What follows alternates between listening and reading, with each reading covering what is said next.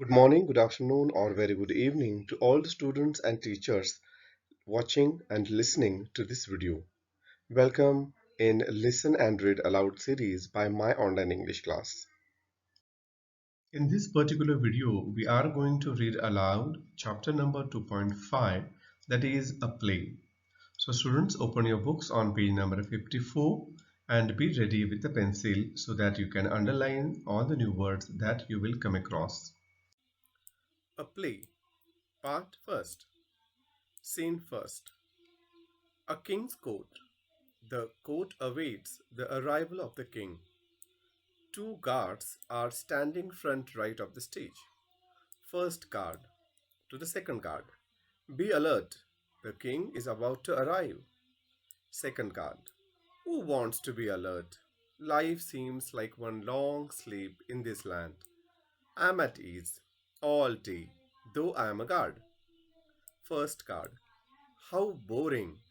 I wonder if some interesting drama will unfold at the court today. It would enliven the atmosphere. Second guard. I would be equally happy if there was none. Enter the disciple looking around. First guard. Halt! You are a stranger. Give your identity. Disciple. You are right. I am a visitor here, a disciple of the wise sage from the Ganghor forest which lies to the east of your kingdom. First guard. What brings you here, disciple? I have heard amazing stories about this kingdom of Andher Nagri and the great king Chaupat. I am especially impressed by the fact that everything in the market is sold at the same price. No complications. First card. You have heard right. In our land, you can buy the most rich and delectable sweets for the same price as an equal measure of vegetables. Takaser bhaji, takaser khaja. I am quite happy about it. It makes life easy. Disciple.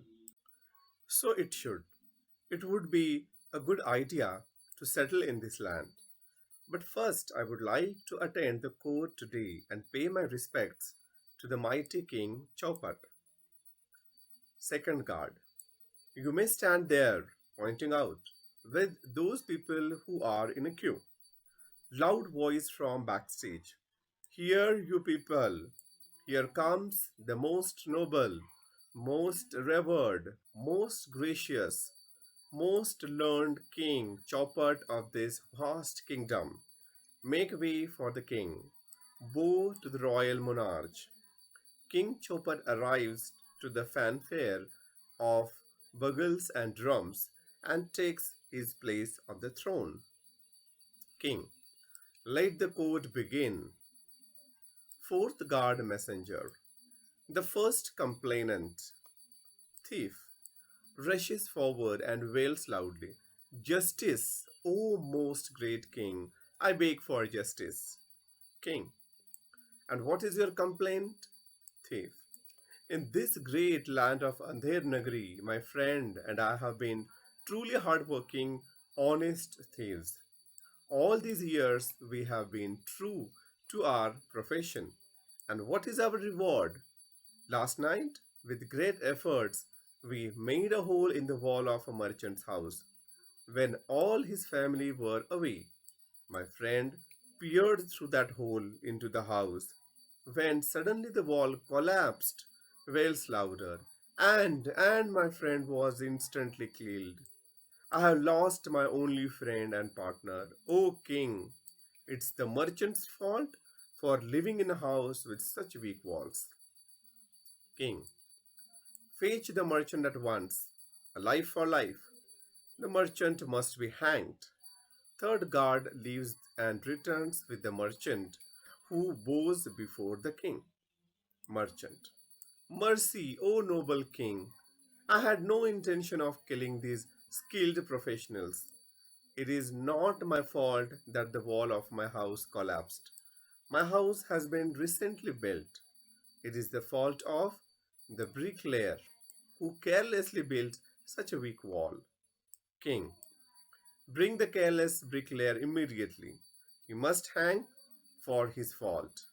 Second guard leaves and returns with the bricklayer.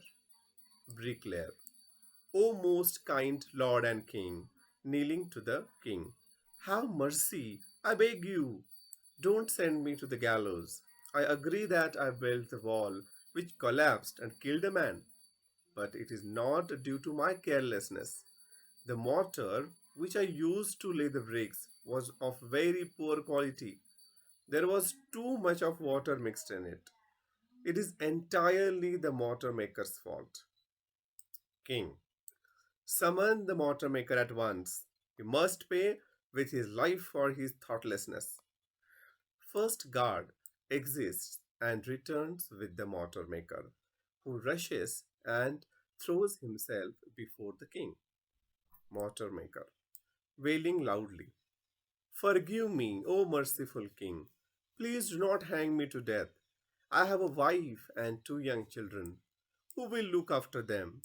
King, your carelessness has cost a life. You must pay with your life. Mortar maker, no, no, no, my royal lord. I am not to blame.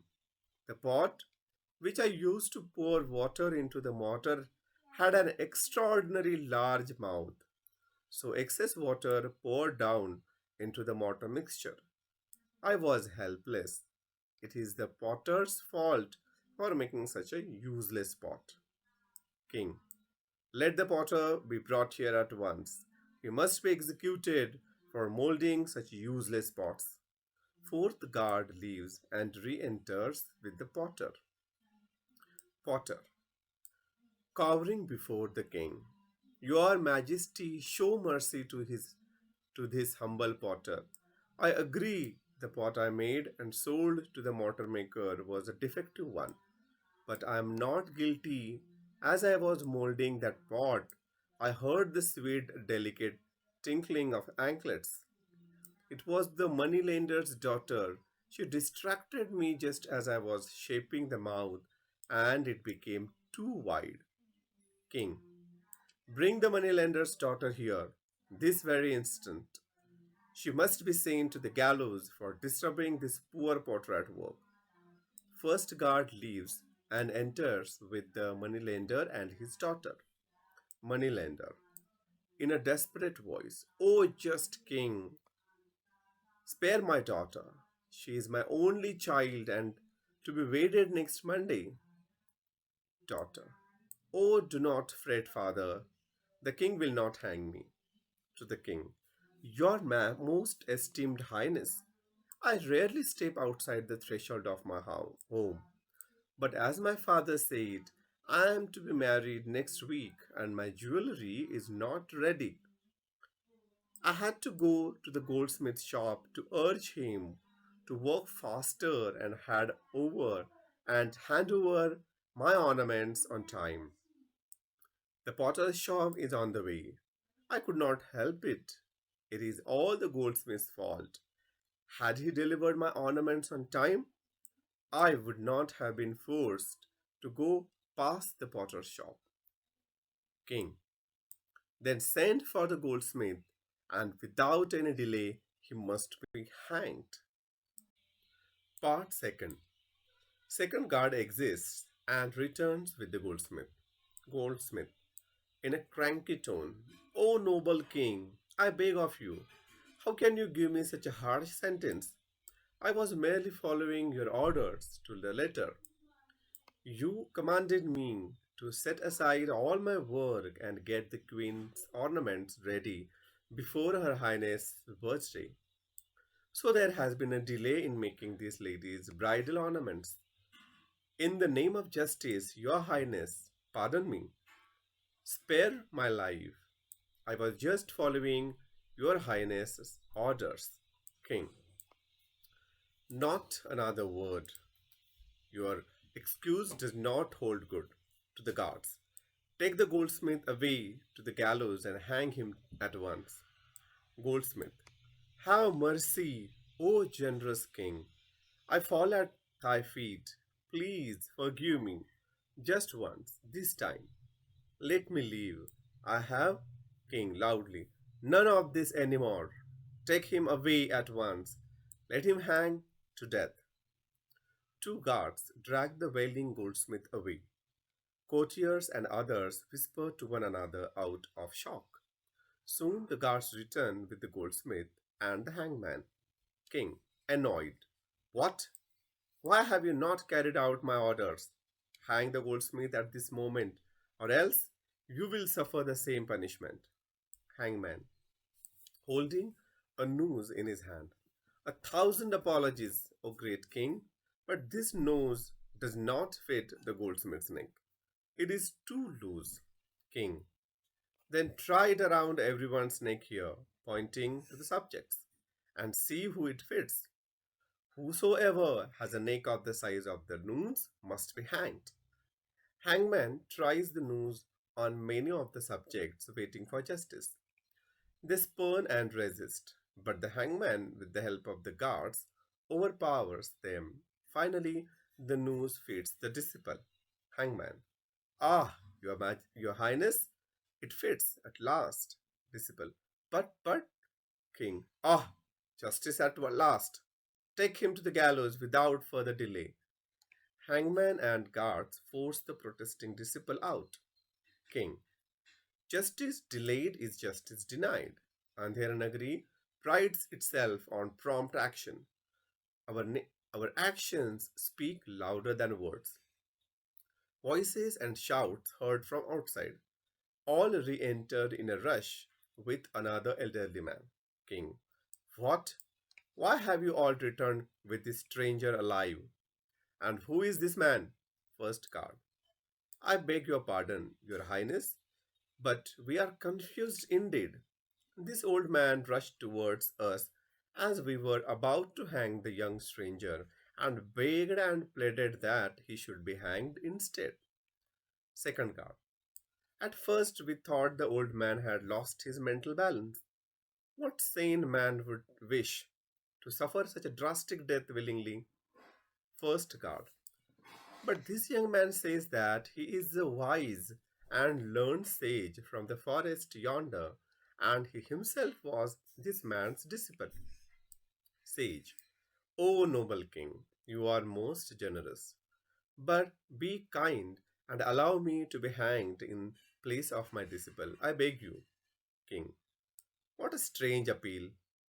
And why does such a wise and holy man wish to obstruct the course of justice, may I ask? Sage, showing reluctance to let out his secret. Your Majesty, the truth is no, no, I cannot say it. King, I demand an explanation, or I shall not have you hanged in place of your disciple.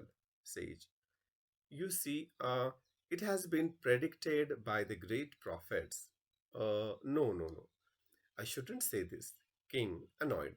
Speak out at once, or your disciple will be hanged.